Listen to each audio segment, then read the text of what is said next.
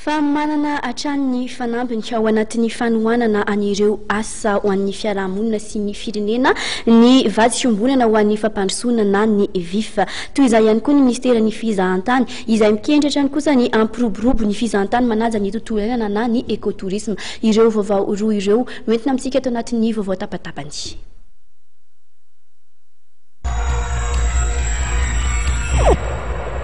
€7,000 io ny teti-bola izay ampiasaina ao anatin'ny vady fiombonana ho amin'ny fampandrosoana ny VIF izay natao hanohanana ny asa izay totsain'ny fiarahamonim-pirenena.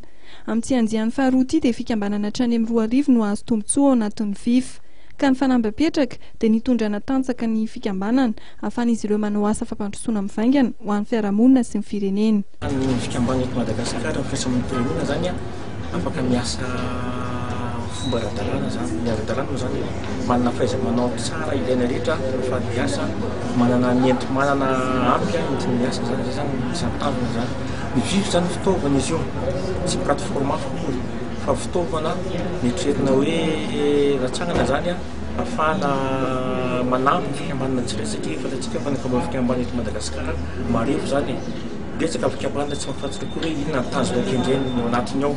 Ny fomba fitantanana tsy manaraka ny tokony izy sy ny sisa zany ary sahirana be mitady mahatsim-bola matetika tsy manana ny fahaiza-manao entina manatanteraka ny asa zay eritreretiny atao dia vokatr'izay matetika maivana kely fiatraikan'ny ny asany atao anatin'ny vahoaka sy amin'ny ady atao amin'ny fahantrana zany.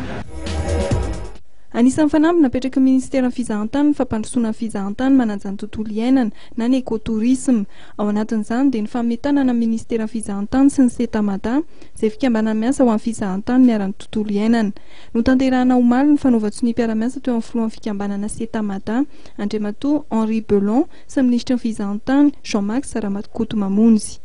Androany fifanarahan'ny mpiara-miasa eo amin'ny fikambanana setamada izay mikarakara ny fikajiana indrindrandrindra ireo biby lazaina amin'ny anarana hoe mammifère marin, ireo biby lehibe izay miaina ao anatin'ny ranomasina.